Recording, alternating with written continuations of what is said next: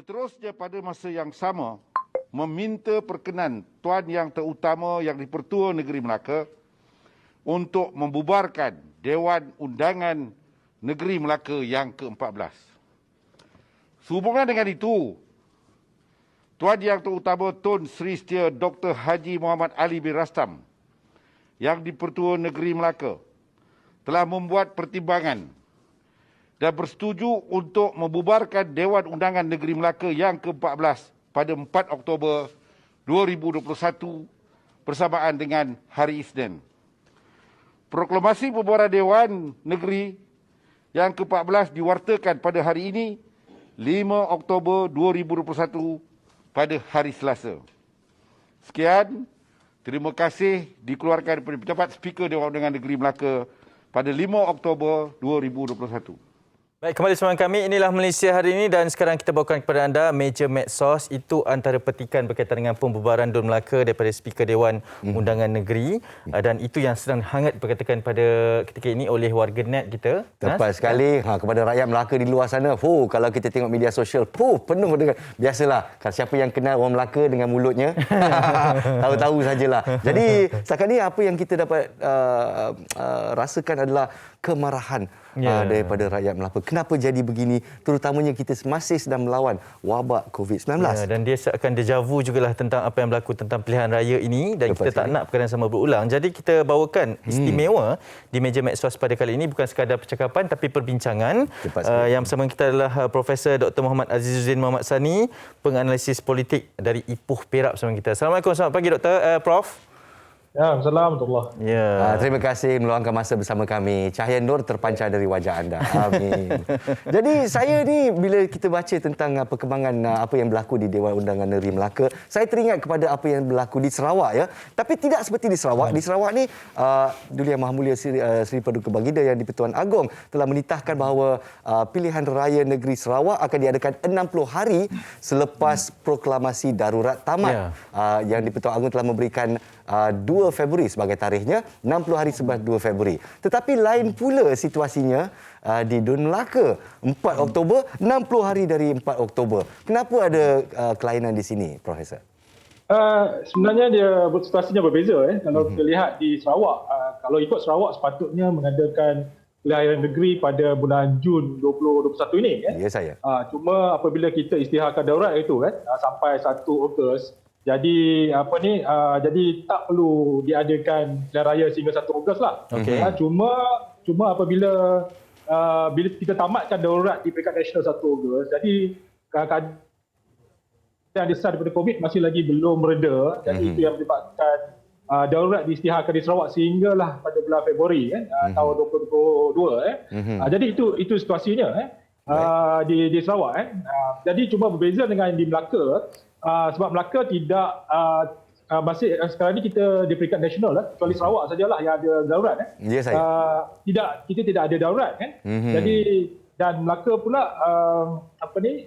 memanglah masih lagi menghadapi masalah sama COVID-19 dan apabila berlakunya krisis politik di Sarawak yang dilihat kerajaan di Melaka dilihat kerajaan Melaka mungkin akan jatuh sebab ada 4 ahli Dewan Undangan Negeri ingin lompat meminta Pakatan Harapan jadi oleh kerana itu daurat tidak boleh diisytiharkan sebab ini isu negeri kalau daurat ni perlu dah diputuskan di peringkat nasional jadi itu yang pilihan yang ada kepada kerajaan Barisan Nasional sekarang yang jatuh adalah 2 saja, iaitu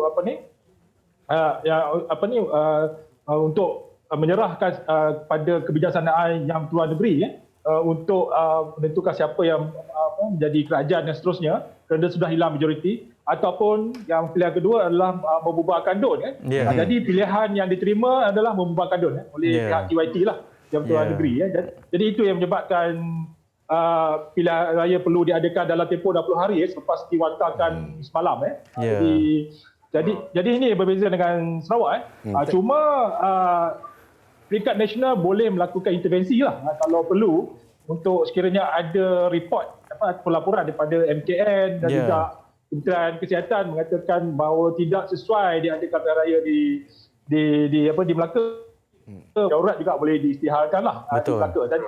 Jadi cuma situasi itu kita tak tahu lagi. Kita tunggu dan lihat apa perkembangan selanjutnya. Betul. Jadi ura-ura pun dah keluar sikit-sikit. Kita baru saja mendapat berita daripada news desk kita bahawa Yang Amat Berhormat Perdana Menteri telah pun memberikan keterangan ya. Dia sangat takut akan krisis PRN Sabah berulang semula. Ya. Jadi mungkin akan ada intervensi di sini ataupun tidak. Pendapat doktor? Sekiranya ada, seperti saya sebut tadi laporan kan, daripada MKN dan juga Kementerian Kesihatan dan juga respon rakyat lah. Sebab sebenarnya rakyat Melaka marah kan, bila diadakan pilihan raya ini kan. Dan cuma sama ada intervensi itu atau berlaku bergantung kepada, sebab situasi sekarang ni di Melaka keadaan COVID sebenarnya tambah baik dan kadar vaksinasi pun dah, saya tak pasti berapa peratus tapi sudah tinggi yang seperti mana peringkat nasional juga sudah tinggi kan, dan cuma mungkin belum mencapai tahap 80% ataupun 90% kan. Ya. Jadi dalam konteks itu saya rasa mungkinlah dirasakan boleh dilakukan pilihan raya dengan SOP yang ketat perlu dilakukan oleh pihak SPR.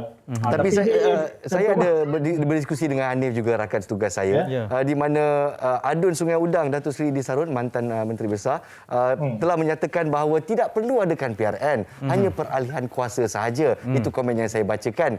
Tapi mana satu kita nak percaya ni sebagai rakyat? Betul. Apa situasi dan pemahamannya ini? Sebab menurut PH juga, Pakatan Harapan di Melaka, mengatakan bahawa perlu hanya bertukar kerajaan, tidak perlu sehingga kepada pilihan raya negeri. Bagaimana Prof sebenarnya untuk kita faham ni? Ini saya rasa dia mengambil contoh apa yang berlaku di peringkat nasional lah, yang mana kita tahu bahawa krisis politik yang berlaku pada bulan Ogos dulu hanya melibatkan perubahan kepimpinan tidak melibatkan perubahan kerajaan. Tapi dalam konteks Melaka ni kita lihat bahawa sekiranya ada 4 yang keluar, jadi dalam bentuk gabungan bersama Pakatan Harapan. Jadi dia akan mewujudkan satu kerajaan barulah yang masih lagi ada majoriti. Betul. Majoriti yang kecil lah, 15 kursi. Jadi itu yang dikatakan sebagai tidak perlu diadakan pilihan raya sebab ada pihak yang sudah ada cukup majoriti untuk kerajaan.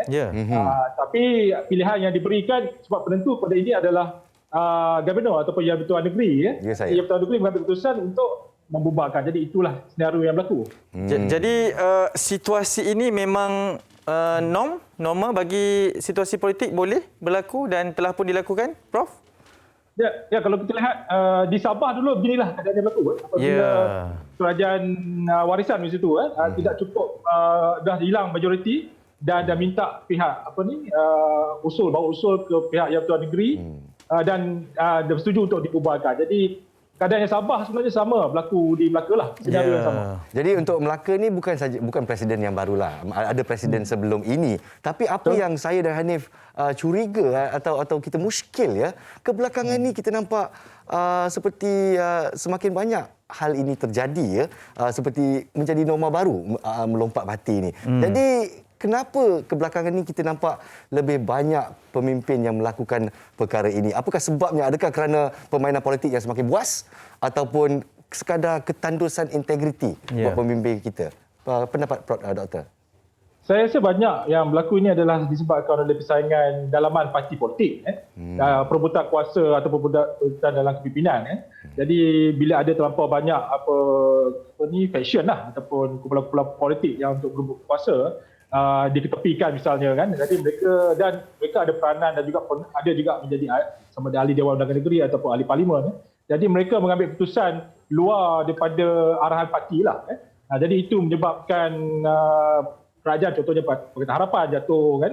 Dan sebelum ini juga bermasalahan dalam Perikatan Nasional dan juga dalam kerajaan Perikatan Nasional, Barisan Nasional sebelum ini pun begitulah keadaannya kan. Menyebabkan perubahan kepada kepimpinan. Dan oleh kerana inilah ada usul supaya diadakan undang-undang lompat parti supaya jangan berlakunya pertukaran kepimpinan ataupun kerajaan dalam tempoh satu term atau satu tempoh lah 4 tahun atau 5 tahun kerana dia boleh menyebabkan kerajaan terlemah, perubahan kerajaan berlaku sebagainya. Tapi ini masih lagi diperdebatkan kan.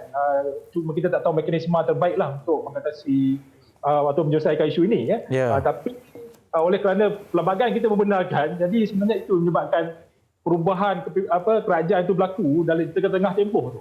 Jadi berlaku dah sebelum ni banyak negeri sebelum ni Kedah, Perak, Tepat sekali. dan juga ada orang kata Negeri Sembilan pun nak berlaku. Jadi, banyaklah yang berlaku yang menyebabkan rakyat semua pun rasa bimbang. Macam kita katalah kebelakangan ini banyak yang berlaku ya. Betul. Tapi seperti kata peribahasa gajah bergaduh sama gajah, kita pelanduk iaitu rakyat terpenyet di tengah-tengah gitu. Jadi kalau diadakan PRN di negeri Melaka, adakah ini merupakan ujian litmus yang sesuai untuk menyediakan diri buat PRU 15? Kenapa Doktor?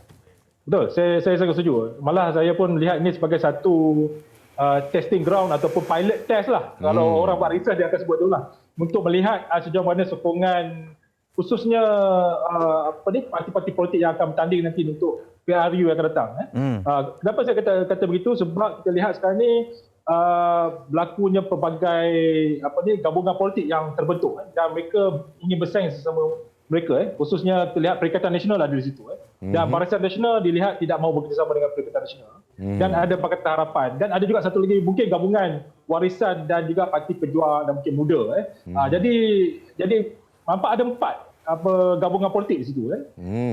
Apabila berlaku sebanyak ini, selalunya tidak akan ada parti yang mendapat majoriti di peringkat DUN lah. Itu pandangan ahli politik umum lah. Jadi apa yang berlaku selepas pilihan raya nanti akan menarik. Bagaimana parti-parti ini untuk bekerjasama untuk bentuk gabungan dalam bentuk kerajaan lah. Jadi itu yang ini dijadikan sebagai satu pilot test lah. Sekiranya berlaku di sini, kemungkinan besar akan berlaku yang benda yang sama ketika PRU yang akan datang lah. Ya, Prof, saya ada satu soalan mungkin terakhirnya. Saya sempat membacakan komen di media sosial luahan daripada seorang rakyat berasal dari Melaka mengatakan bahawa apa yang terkesan tersepit pastinya rakyat dalam situasi sebegini. Sebesalahlah dengan pandemiknya lagi sedang berlaku dengan ketidakstabilan politik. Jadi sebagai rakyat pada waktu sebegini apa yang mereka boleh lakukan? Kalau tak keluar mengundi juga akan mendatangkan masalah. Keluar juga mungkin akan mendatangkan masalah. Apa sebenarnya yang boleh dilakukan oleh rakyat pada ketika ini, Prof?